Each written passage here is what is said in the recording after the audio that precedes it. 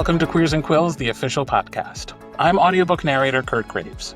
Every episode, I invite an attending author or narrator to join me for a one-on-one conversation about their lives and their art, so attendees and readers from across the world can get to know them not only as professionals, but as people. Joining me today is Rebecca Rathe. Rebecca is a neurotic, neurospicy hot mess. She only functions through hyperfocus and an unhealthy caffeine addiction, and she wins the prize for shortest bio. Welcome to the podcast, Rebecca. Thank you so much. It's so nice to meet you. So we have some gaps to fill in, because we know very little about you at this point. So tell me more about your journey to becoming an author. So I kind of fell into it by accident. I've always been a writer. I wanted to be an author when I was 8 years old. I've always written. I've always had a folder full of random stories, but I'd never finished anything before. I never even considered actually being capable of publishing anything. But during lockdown, towards the end of it, I was talking with my best friend, Anne, who will be at Queers Quills with me. Awesome. And she wanted to read my story that I was hyper focusing on. And she wanted the next chapter and the next chapter and the next chapter. And so it was the first time I'd ever finished a story. And she was the one that said, I think maybe you should consider doing something with this. So I went onto Facebook into a larger reader group, and I asked for beta readers, and it just went from there. It just went from there. Just went from there. From there. And it went surprisingly well, especially for a debut novel. I feel very, very, very lucky. And I wrote the follow-up to that first book, and then I wrote something different, and then I wrote something different again, and I've just kind of been all over the place, which is very me. Yeah. So tell me more about that first book that you wrote. So the first book that I wrote, it was called Progeny, and it was a Why Choose. I wanted to write MM when I started, but I was not brave enough. I still take the narrative about women writing MM very, very seriously. And I did not want to misstep. But I did write a Why Choose, and my first Why Choose almost became the Micah and Lucas show because they were my favorite characters. And they even got their own little novella. And but I started, it was kind of So it was like contemporary. Micah and Lewis and like one other person is also over here. And there's also a lady. There's six total people. Oh, okay, all right. Yeah. But I enjoyed their story so much that I actually had to cut out a large part to make it equal for everybody. And so they got a novella. And then the next, so that was a duet. And then the next two standalones and then a trilogy were all Why Choose. And that's kind of across the board from contemporary to paranormal. And then I actually ended up writing Head in the Game, which was my first dedicated MM. I actually kind of ended up writing it by accident also. I was part of a Shared World series, and during the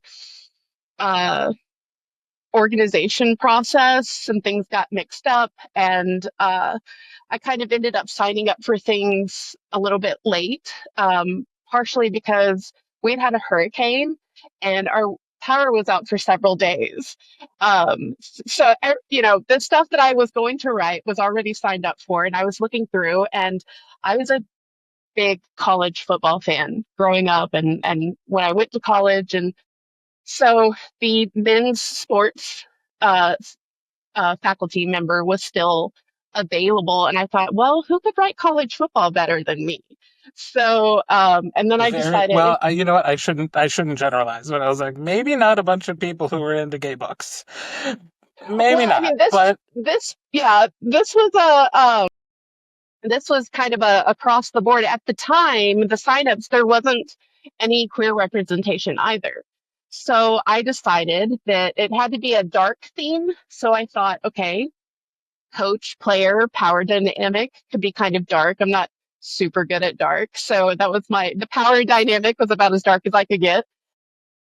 And I honestly, I think I honestly thought that that book was going to flop, but it ended up being a huge success. The MM reader community is amazing. They share. If they like something, they share. And so all of a sudden I had this community of readers that was, holding me up and saying, you know, write some more. And then I specifically had a lot of men in my inbox, in my DMs, in my email, reaching out to me and telling me that they enjoyed it and they appreciated the way I wrote it, and that they felt that the realism was there. And I did have some of my friends read for me, and I'm very lucky to have a group of friends that are very, very okay with me asking intrusive questions and giving me intrusive information. Um, so I really credit all of that to them. But that kind of gave me, I don't know if it's the right way to say it, but it gave me permission to continue. uh-huh. And it gave me the encouragement to continue. And so I just kind of fell into where I wanted to be in the first place. Right. Yeah, I mean, I don't think anybody needs permission to do it. It's great that it gave you the confidence, but like the permission Yes. exists. Authors should write what they want to write. Yes, I just think the flip side of that is you have to be ready for whatever the reaction is. But if absolutely. you do your research and you're talking to people and you're writing something that feels real to the audience, then what is there to worry about? Except for I you don't definitely, know what it's going to yes. feel like. It's You just don't it's just a know. big unknown. It feels if right. Yeah, But like that's the gamble that every author makes, regardless of the genre. yes. Is like I could put this out there and people could really not like it. Yes, and You know? there's definitely been some of that. There's definitely have been some things that I've written that people have not appreciated, but then at the same time, there are people that appreciated it all the more because it was there. So Yeah. there's something out there for everyone. Right. Yeah. Well, and then the journey continues because it's like, what do Yes, I learn from this feedback?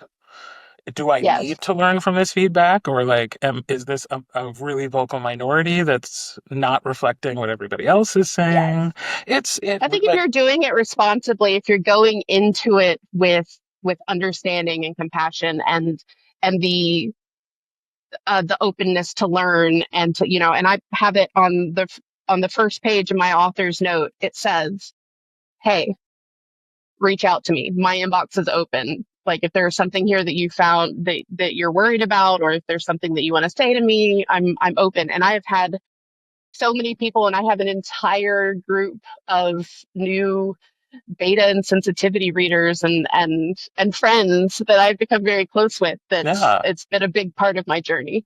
I love that. Yeah, and I mean, we're not gonna get we're not gonna dive deep into this topic because it's Yeah, not the place for that it's a conversation. lot. Yeah, But I will just say, and I've said this elsewhere, so I'm not like making news on yeah. your episode of this podcast isn't No, the one that gets me canceled. I have no problem with that conversation happening. I don't like it when people try to shut the conversation down. yes. That's when I I think it's an that's when I have important an issue. conversation. I Right. think it's an important conversation, and I have definitely read those books. I actually recently had a whole kind of I don't know, a nervous episode because I had read a book that I found so problematic, Uh, and it really kind of it almost made me feel very tentative about what I was writing. And I needed a little bit more support for that. Because I can understand why it's a conversation, but I do think it's an important conversation. yeah. And even if we end up, if I'm having that conversation with somebody and we land on different opinions at the end of it, again, I'm fine with that. But we don't have to agree on we everything. don't have to agree. Yeah. We can have different boundaries, different lines that we draw in the sand for ourselves and for the people that are like close to us in our lives. But like, if you're just arguing with somebody on the internet, yeah, okay, you think that way, I think that way, I think this way, that's fine. Moving That's on. fine. Moving on. You know? I'm not about that life. Right. Yeah. Can you tell me a little bit more about your friend Anne, who encouraged all of this? Yes, Anne is my soulmate. She is my best friend.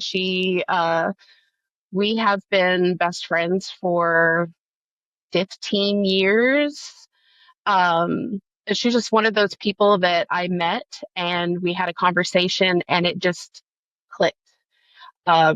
We have raised our children together. We have been with each other every step of the way. I went to my very first signing without her.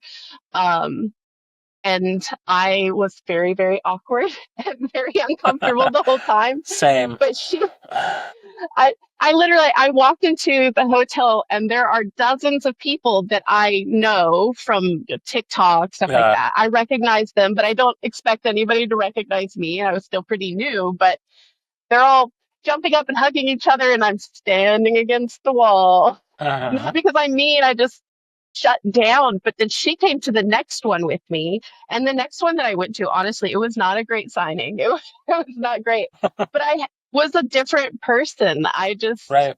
felt so much more comfortable. I had my emotional support human with me. And so I told her, you have to come to every signing with me from now on. So I do. I take her with me. She's coming to Portland with me. That's amazing. Yeah, and Yeah. I mean, I also went to my first con without Anne, and I was also very awkward and had that same experience of like watching people who seemed like they were already great friends embrace and start having a good time, and it was like, I'm the new person here. People don't know who I am, or they know who I am, and this is what I found out later. They did know who I was. They didn't know if it was okay to approach me. Bad. And Because because I'm great once you approach me. If you approach me, I'll talk your ear off. But I can't. I just couldn't bring myself to approach other people and expect them to know who I was. Yeah, and it was very much me that was like giving off the don't approach me vibe. And I had to Yes. learn that it's like, oh, that's my default. And I need, especially on day one, because I just have a lot of social anxiety in large groups. And so, I try to put up the force field, which is usually just my face. And then you're overstimulated. You've got the fluorescent lights and people walking in every direction, and there's so much sound and light. I'm very sensitive to light. But it's just nuts. Yeah. It's wild. So I'm so glad that Anne was that person for you, because it's like, it's an incredibly vulnerable thing to share your creative work with other people, especially at the really early phases. Because like I do a lot of theater, and like by the time we have an audience and like we've really worked on this thing for a while, I'm never nervous about that. But the first time that somebody just kind of comes in and sits in on a rehearsal, it's like, ooh, this is totally untested. It's not finished yet. Sharing this with somebody is really awkward.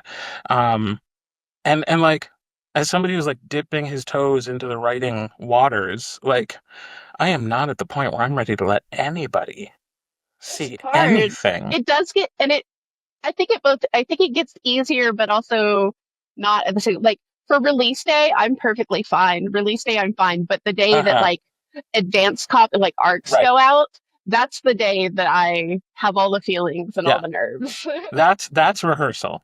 Release day is opening night, when you're like, we're ready. I'm fine. We're ready. Yeah. It's ready. Yeah, like it's good. It is what it is. So yeah, I can't wait to meet Anne, because she sounds like an incredible human being. She is the best. She's amazing. And I'm also part of the reason I'm so excited for this conference is that like my two narrator besties, we literally have a group chat called Emotional Support Narrators. are gonna be there. My friends Lindsay Dorcas and Jeremy Carlisle Parker. Oh yes, okay, that makes sense. And I mean, there's many people there that I love, authors and narrators who I also love, but like those two are like my peeps. I'm going to, and again, literally referred to as my emotional support narrators. I got her a T-shirt. It says emotional. Do not pet the emotional support human. I love that. I love that. So let's talk a little bit more about like what has influenced you through the years. Are there any authors that you like as an avid reader and as a writer since you were young? Like, are there any stories, people, media that's really informed how you approach storytelling? I'm not sure. I think it's a little bit of everything. I'm really good at going off on a tangent. And the one thing about my books that you will find in common with them, the one thing about my books that you can find in common between them is that there's nothing in common between them. They're all very different, and that is both a good thing and a bad thing for followers, and because they don't know what to expect. Um, I think there's been a lot. There are a lot of authors that were definitely part of my journey. I've always been such a big reader. And I think that is a big part of what made me want to be a writer, is because growing up, reading was the one thing that I had that was stationary. I could trust it. It was going to be there. That was my escape. There were places that I lived growing up. We moved around a lot, that were not great, comfortable places. And I had those books, you know, and being able to escape into that was a big part of my entire life. I don't know that there's any one particular author, or there was, you know, a there was there were some books that were very particular to the time period, but we don't talk about those anymore. And Sure. yeah, which I think a lot of people can understand. Yeah. But when those books came out, I lived in most of my upbringing was in very southern Alabama. Okay. And in military bases and stuff like that, it was pretty conservative. And where I lived specifically when those books came out, they were actually on a banned list. And my mom is really cool. And whenever we got this newsletter from our school, they would send out a newsletter that had books and movies and music, just media in general that they felt like your children should avoid. And when she was able, she got me everything on that list. Go, Mom. And that's how I became a massive like Eminem and Rage Against the Machine fan. That's how I read a lot of the books that were part of my upbringing, and that's where I got a lot of my personality. So really, this is just all her fault. It really is. Do you ever stop to think about the fact that like you are now providing that comfort to other people?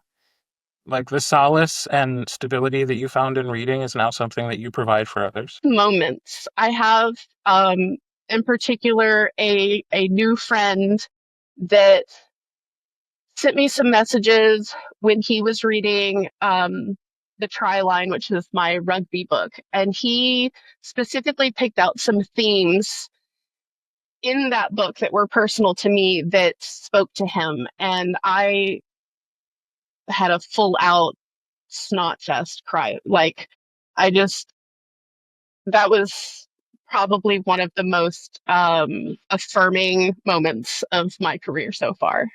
But I think that's the only time that I really, really, really realized that, hey, there's somebody out there that's getting this message and feeling comforted by it. And that's huge. Yeah. Well, good. I'm glad you had that moment, and I hope it's not your last.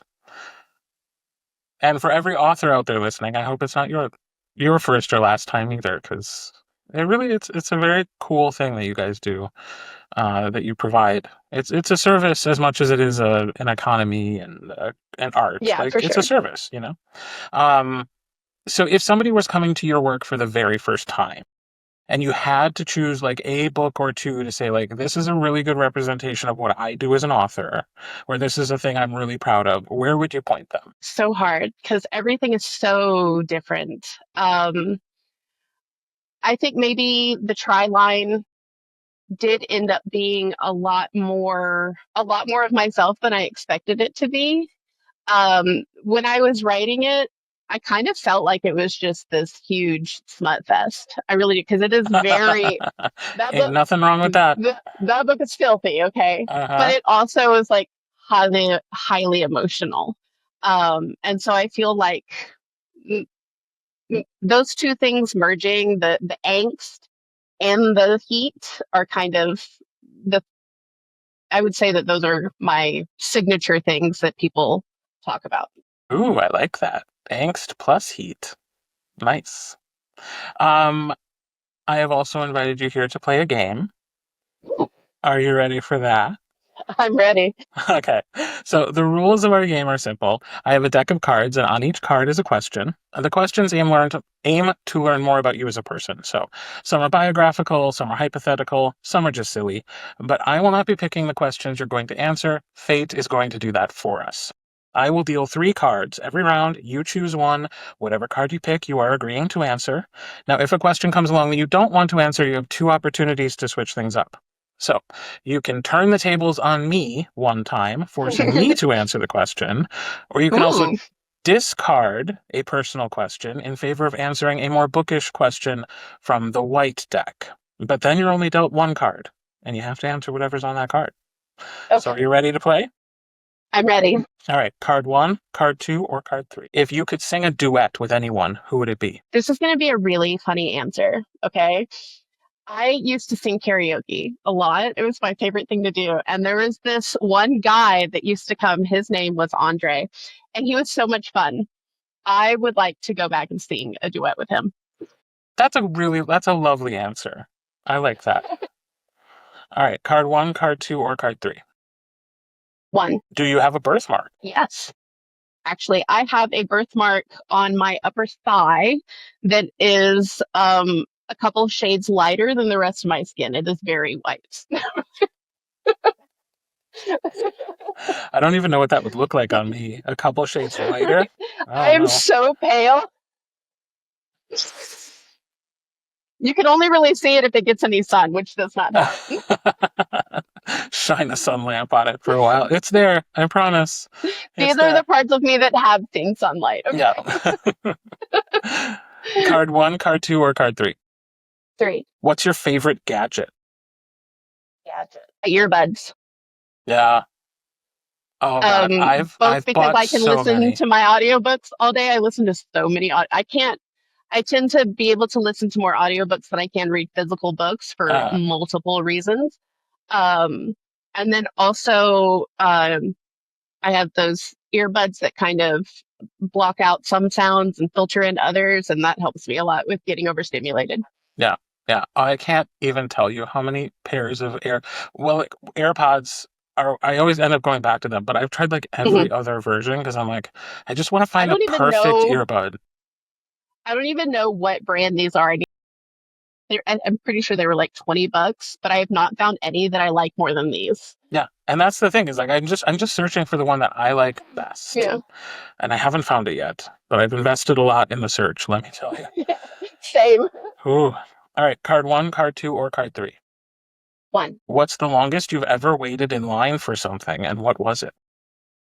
Gosh. Okay. A couple of years ago, it was Anne's 40th birthday, and we went to Disney. I'd never been to Disney before, and we waited for several hours to get on just random rides at Disney. And there was one, I guess the Guardians of the Galaxy ride was brand new.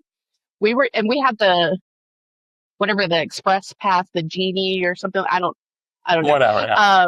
Whatever it's called. And we still were in line for a very long time for that.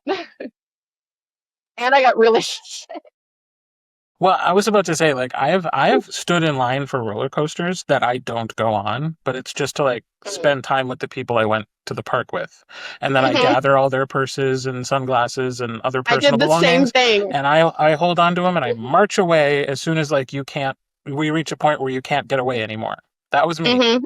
And I like, did that several times. yeah, and that was also me in high school, like where there was no phone and wireless earbuds Hmm. where you could just like pop them in and then start listening to music or a podcast or Yeah. something. Like you walked away and then you sat there in silence Hmm. waiting for your friends to get off of that damn ride. I did that several times during that trip, especially because I went on the Guardians of the Galaxy ride the first time, and it was a big, big. I get very motion sick. Same. I had no idea what I was signing up for. I mean, I literally got nauseous on the Winnie the Pooh ride Oh, in the wow. kids Okay. section.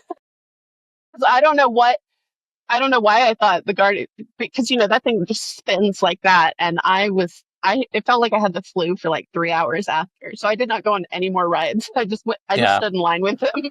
I can't do spins. I can No. actually, I've learned I'm okay with like going fast and going up and down. Hmm.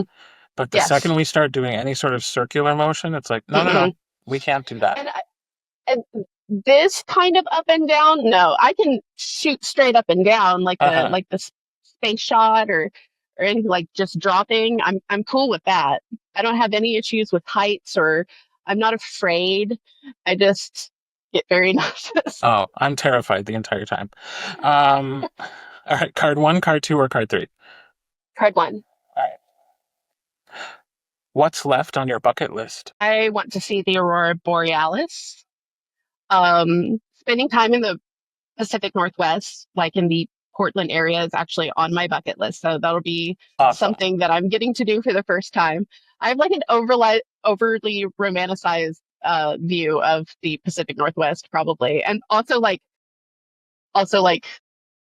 the Northeast, like Vermont. Uh, yeah. Like it just seems very cute and romantic and sweet, and I've always wanted to go. But I think seeing the aurora borealis is probably the biggest thing. Uh, I will say I went to Oregon. I went to the Oregon coast last year on vacation, and I'm not even a nature guy, but like it really does live up to the hype of like what you Yes. think like that part of the Pacific Northwest is, like with the forests and the trees and the lands, like just the landscape and the ocean, and it really is. It's very, very beautiful. So I can't wait. I'm so excited. yeah, yeah. All right, card one, card two, or card three. What do you consider your greatest achievement? Publishing these books Yeah, I would say that's a big one. That's real big. for sure. And not just because of any amount of success that I might have found, but because it's been very affirming for me to be able to finish something. Um, Finishing that first book and getting it published was huge. It was probably one of the biggest, most important things that's ever happened in my life that I had any control over because I've never been able to finish anything. And this publishing and writing these books, it's it's been the one thing in my life that I've been able to turn all the things that used to be faults into my own superpowers. Awesome. And that's been huge. I I'm a different person because of it. I love that. Are you great at starting things? Starting things is harder than finish. Well, no. Really? I was gonna say, I'm so good I'm at good. starting things. I'm great at starting things. And Oh yeah. then, I think it really depends. I think like sometimes like when I have things scheduled, I'm not good at that. So I'll want, like, oh, okay, like right now I'm supposed to be starting on this project, but that one over there is really just speaking very loudly and I want to start that one. uh, And so sometimes getting started might be a little bit slow. But then maybe finishing is even harder because then it feels like the characters have more and more and more and more to say, but at some yeah. point I have to shut them up.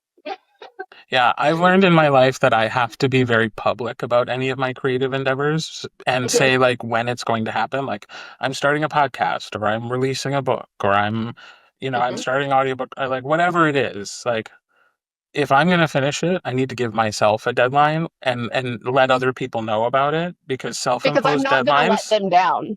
right. Yeah, I'm not going to Absolutely let not. them down. That's why I have pre-orders for everything because Yep. and like my pre-orders are specifically tied to a fundraiser that I'm doing. I am not going to fail on that.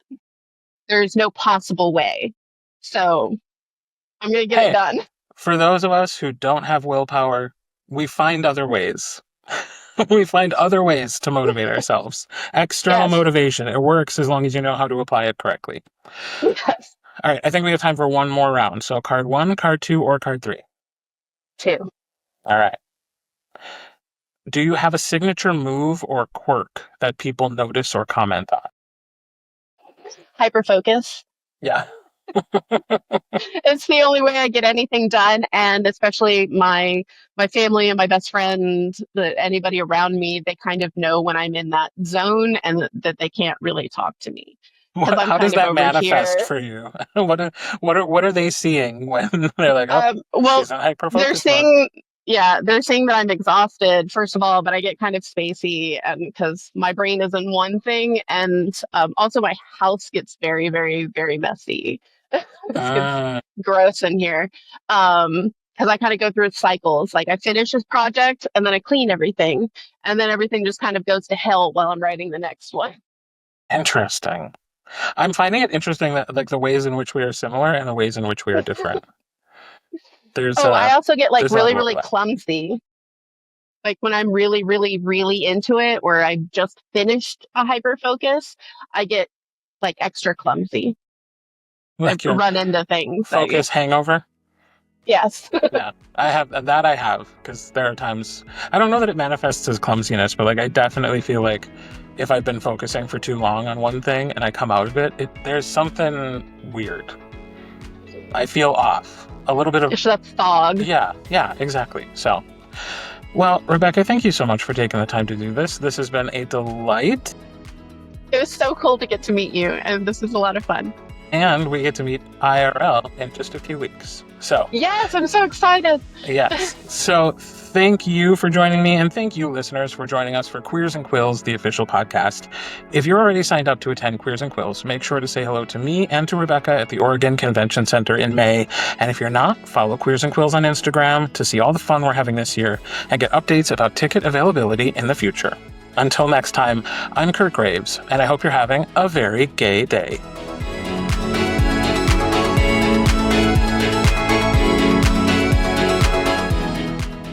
Queers and Quills, the official podcast, is produced and hosted by Kirt Graves, in coordination with Mahogany Mail and Marley Valentine. All copyrighted material is shared with permission. Music and sound effects are licensed through Storyblocks Audio.